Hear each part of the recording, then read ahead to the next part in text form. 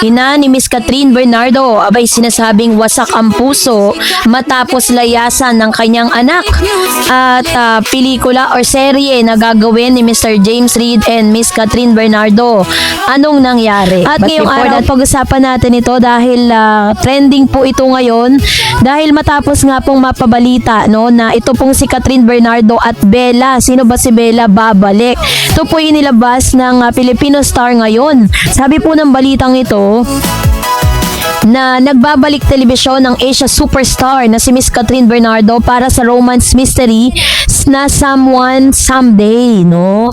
So, inanunsyo ng ABS-CBN ang mga pasabog nitong bago at nagbabalik na mga programa na dapat pakaabangan sa ng mga manonood this coming 2026 or ngayong 2026. Nagbabalik telebisyon si Asia superstar Catherine Bernardo para sa romance mystery na Someone Someday kasama sina James Reid at Maha Salvador.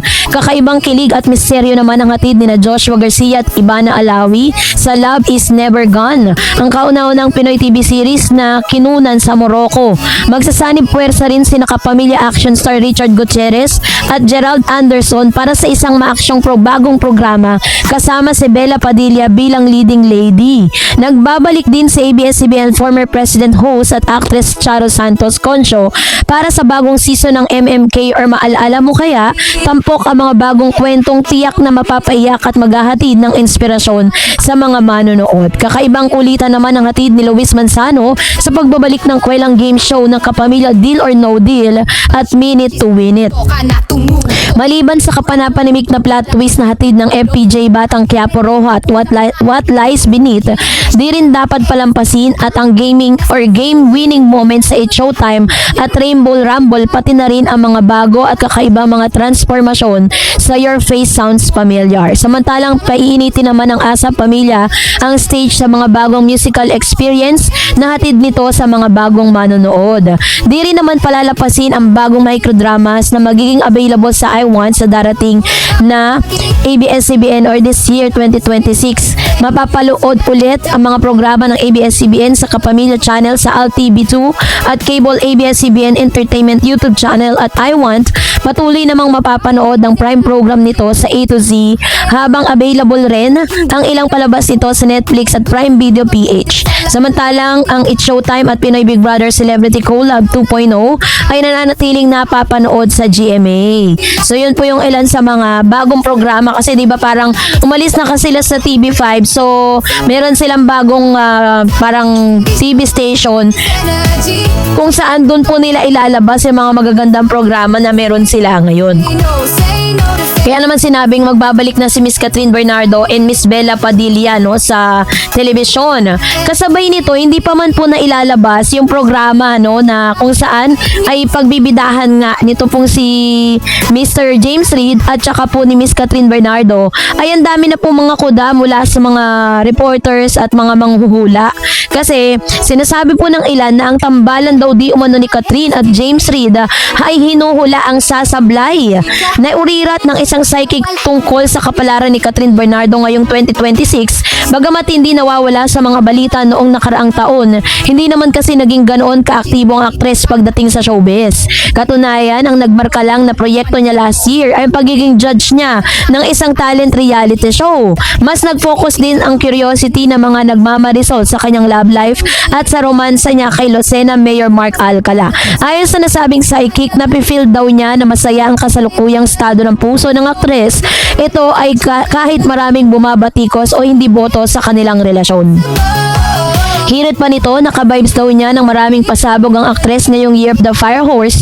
So ito ang time na magbabounce back ang aktres. Tungkol naman sa tambalan nila ni James Reid, eto na, sa isang upcoming teleserye, anya hindi raw ito yung tipong magiging super successful na tatanggapin o tatangkilikin ng mga kafanian. Hirit pa niya, Miss Match daw o mismatch daw kasi ang dalawa kaya hindi ito magiging kasing tagumpay ng collaboration nila sa kanilang previous love team partners. So dahil dyan, syempre, this is now the high time for the fans of Miss Catherine Bernardo to prove na mali ang sinasabi ng ng mga sidekick na ito. Kasi nga hula lang naman yun eh.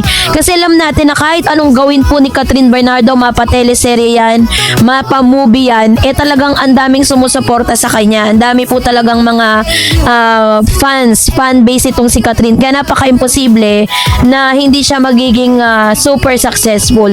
So siguro sinasabi niyang super successful, hindi katulad ng pagiging successful na mga serye na meron po ang Katniel dati. Syempre, ano po ba ang ang ine-expect po ninyo? Kasi ngayon, bago pa lang sila magka-love team.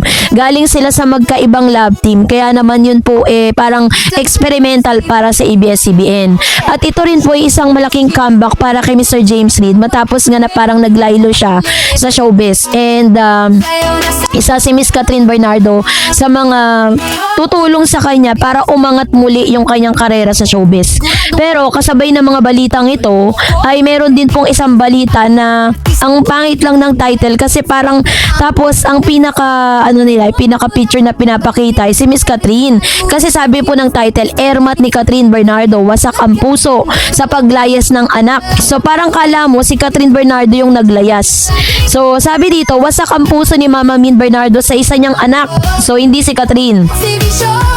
Na umalis, yung isa niyang anak matapos ang kanilang family reunion. Hindi si Catherine ang tinutukoy ni Mami Min sa kanyang IG post, kundi ang nag-iisa niyang anak na lalaki na lilipad muli kasamang asawa at anak nito. Nakapost sa IG ni Mama Min ang video sa paghatid nito sa anak sa manugang ng kanyang apo. Maigpit ang yakap ni Mama Min na parang ayaw nitong pakawalan ng anak.